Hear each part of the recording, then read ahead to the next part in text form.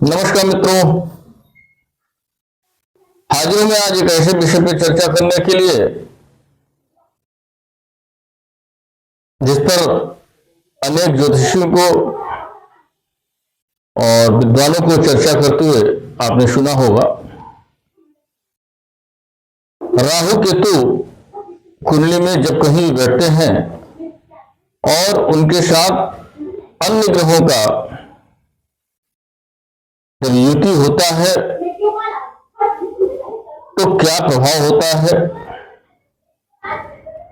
और ग्रहों के साथ बैठने पे कौन से चंडाल योग बनते हैं और उसका क्या प्रभाव होता है जीवन में, आज उसी विषय पर चर्चा करूंगा। अक्सर आपने सुना होगा कि गुरु चंडाल योग बना हुआ है। इसी तरह से सभी ग्रहों के साथ राहु और केतु के युति से जो चंडाल योग बनते हैं उन्हीं चंडाल योगों का चर्चा करूंगा। जैसा कि सूर्य के साथ जब राहु और केतु की युति होती है तो इसे रवि चंडाल योग कहते हैं। इस युति में सूर्य को ग्रहण योग भी कहा जाता है। इस योग में जन्म लेने वाला व्यक्ति अत्यधिक गुस्सा वाला और जिद्दी होता है। उसे शारीरिक कष्ट भी भुगतना पड़ता है, पिता के साथ मतभेद भी होते हैं और संबंध अच्छे नहीं होते हैं। पिता की तबीयत भी अच्छी नहीं रहती है तथा समाज में कभी कभी उसे कलंक का सामना भी करना पड़ता है।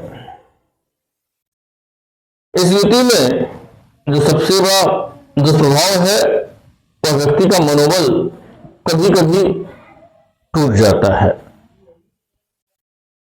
इसी साथ जब चंद्रमा का राहु और केतु के साथ युति होता है तो उसे चंद्र चंडाल योग या ग्रहण योग कहा जाता है।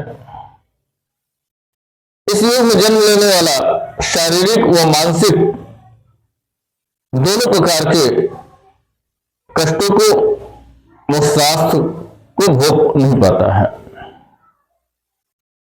माता के संबंध में भी कह सकते हैं कि अशुभ फल मिलता है और अन्य ग्रहों का प्रभाव हो तो ऐसा व्यक्ति नास्तिक भी हो सकता है।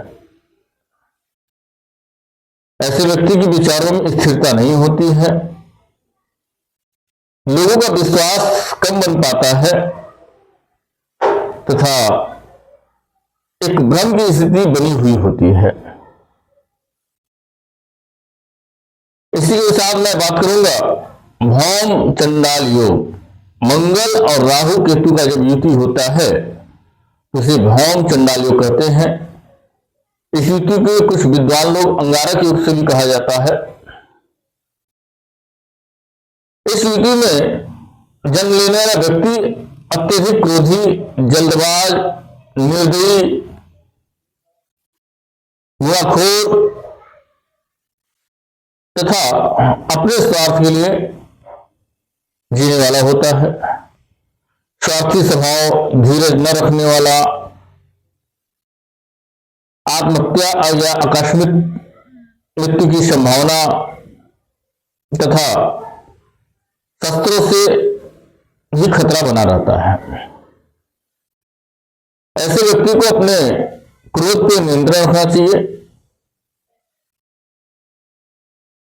ऐसा व्यक्ति का पराक्रम अतुलनीय होता है यदि यह भाव तीसरा, छठा, 10वां या 12वां हो जाए तो। इस व्यक्ति के अंदर एक अदम्य साहस होता है जिसका कभी कभी वो गलत प्रयोग भी कर जाता है और जिससे उसे जेल यात्रा भी करनी पड़ सकती है। इसी के साथ मैं बात करूंगा मित्रों बुध के साथ राहु और केतु का योग बनने पर क्या प्रभाव होते हैं। इसे बुध चंडाल योग कहते हैं। बुद्धि और चतुर के ग्रह के साथ जब राहु केतु होते हैं तो बुध के कारकत्व को हानि पहुंचती है और जातक अधर्मी, धोखेबाज, चोर वृत्ति वाला लोगों के सामने अच्छा बनकर छल करने वाला तथा वाणी से बड़ा ही तीव्र और लालची प्रवृत्ति का तथा लालच के लिए किसी की भी नुकसान पहुंचाने में गुरेज नहीं करता है। इसी के साथ मित्रों गुरु चंडाल योग की मैं चर्चा करूं तो गुरु चंडाल योग जैसा कि आप सभी को मालूम है, गुरु के साथ राहु या केतु हो तो उसे गुरु चंडाल योग बोलते हैं। ऐसा जातक नास्तिक, धर्म में श्रद्धा न रखने वाला और नहीं ऐसा कार्य करने वाला होता है, आलसी कह सकता हूं। इसके हर कार्य में आलस्य, पेट से संबंधित समस्या, गैस की समस्या इत्यादि बने रहते हैं। अब इसके अगले कड़ी में मैं चर्चा करूंगा गुरु के बाद शुक्र की। जब शुक्र के साथ राहु और केतु का संबंध बनता है तो इसे भृंगु चंडाल योग कहते हैं।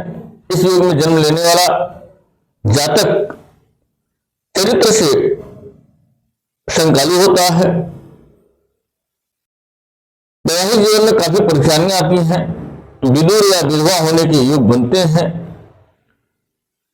ऐसे स्त्री या पुरुष लंपट टाइप के होते हैं जो कि किसी भी स्त्री या पुरुष को अपनी ओर आकर्षित करते हैं और अपनी काम वासना को शांत करने के उपरांत पुनः उसे छोड़ देते हैं।